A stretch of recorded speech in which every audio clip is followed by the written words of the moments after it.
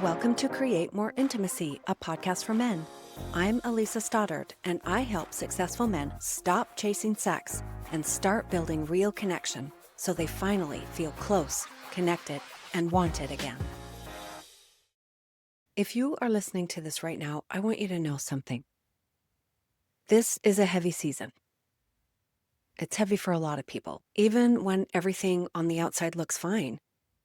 There's pressure to show up, to hold things together, to be steady, and at the same time, there's often a quiet awareness of what is not working, what feels strained, or what feels like it's missing in your relationship.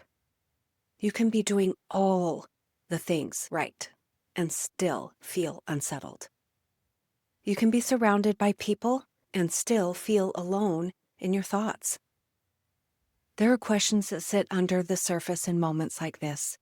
They don't usually get said out loud, but they do shape how you react, how hard you try, or how much you pull back. Welcome to episode 35, 3 questions I know you're carrying this week.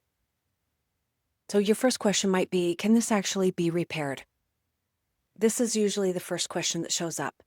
Not as a dramatic thought, not as a decision, but as a quiet concern that lingers in the background.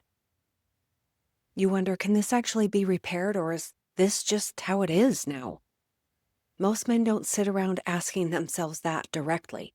It comes out in smaller moments, in the hesitation before starting a conversation, in the calculation of whether it's worth bringing something up, in the way you brace yourself for how an interaction might go. You notice the distance, you notice the tension, you notice how easy it is to slip into logistics and avoid anything that might turn into conflict. And over time, a question forms. Is this fixable? Or am I expecting something that isn't realistic anymore? What usually makes this question so heavy is that it usually comes after effort, after you've tried being patient or working harder, or you've let things go. You've tried not making a big deal out of what hurts. And when none of that creates real closeness, it starts to feel discouraging. Not just about the relationship, but what your effort means.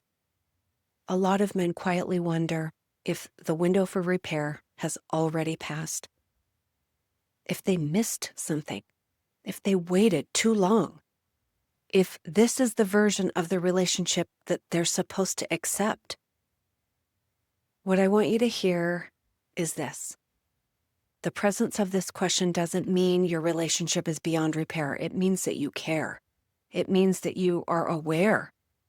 It means that you're paying attention to something that matters to you. Repair doesn't start with the right words or the right strategy. It starts with understanding what's actually happening underneath the distance, and most couples never slow down enough to look at that. They stay busy. They stay polite to one another, or they stay stuck in the same arguments. And that keeps the question alive. Can this actually be repaired? We're going to keep coming back to that as we move through the next couple of questions, because they're all connected. But for now, I want you to notice something. If you're asking this question, you haven't given up, and that matters. So number 2, why does it feel like I'm either trying so hard or I'm disappearing entirely? This question usually shows up after the first one has been sitting there for a while. You're not sure if things can be repaired, so you start adjusting how you show up. Some men respond by trying harder. They initiate more. They explain themselves more. Or they work longer hours. They do more around the house. They push themselves to be better or calmer or more patient or more understanding. They're trying to matter. And when that effort doesn't change the emotional distance, they start to feel invisible. Like all of that energy just disappears into the relationship without landing anywhere. Other men respond by pulling back. They stop bringing things up. They stop trying to have conversations because they feel too risky. They spend more time at work or doing hobbies or alone in their head. I want you to know, I know it's not because they don't care, but because caring has started to feel really discouraging. For a lot of men, it swings between the two. They try hard, then they disappear. Then they try again, and then they pull back some. What's important to understand is that both of these responses come from the same place. You're trying to manage the discomfort of feeling unwanted, unappreciated, or unsure of where you stand. Neither approach is wrong necessarily. They're understandable, they're human. But over time, this pattern quietly reshapes the relationship.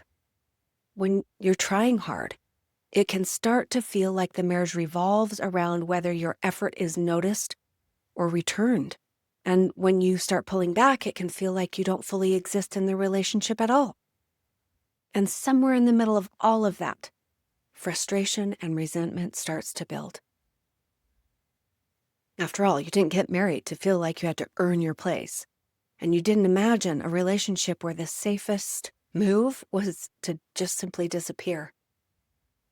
This is also where men start to make their marriage about themselves without realizing it.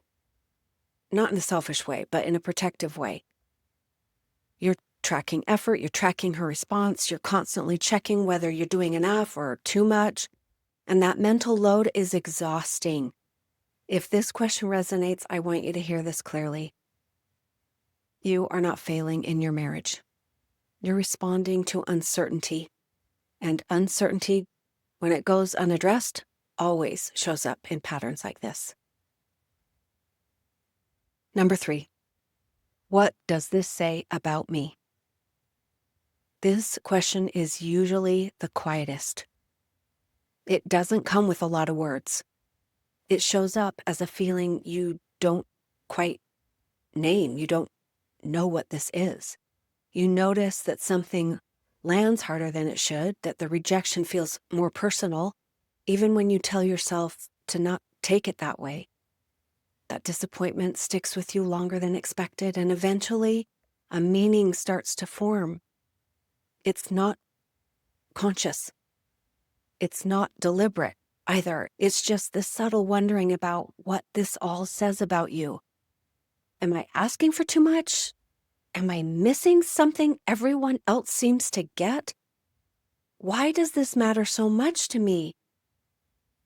Most men don't frame it as a question about worth or lovability. They frame it as frustration or resignation or self-criticism, but underneath it is a very human desire to feel chosen, to feel wanted and secure with the person who matters most to you. When that's uncertain, it doesn't just affect how you feel about the relationship.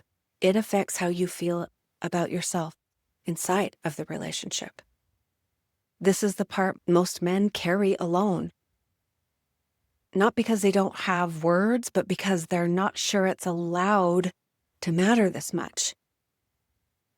If this question resonates, I want you to hear something clearly. The fact that this still hurts doesn't mean there's something wrong with you. It means that this connection matters a lot to you. It's not weak. It's a signal. If you've listened and quietly nodded along, that makes sense. These 3 questions tend to travel together. Can this be repaired? Why does it feel like I'm always coming up short? And what does this say about me? These questions don't mean that something is wrong with you or your marriage, for that matter. They mean you're paying attention to something that does matter to you. Most men carry these questions privately. They keep functioning, they keep showing up, they keep moving forward, but the questions remain. If there is anything I hope you take from this episode, it is this. You are not alone in carrying them, and you're not unusual for having them. Awareness is often the first quiet shift. Not answers, not action steps, just recognition. So as you move through the next few days, notice what comes up. Notice what you feel tempted to push down or explain away. You don't have to do anything with this right now. Just notice and let it be named. Have a great week. We'll see you next time. Thanks for being here. If something in this episode hit home, don't forget to subscribe and leave a review. It helps more men find the support they need. And if you are ready to get help or take the next step, you'll find the link to book a free call in the show notes. I'll see you next time.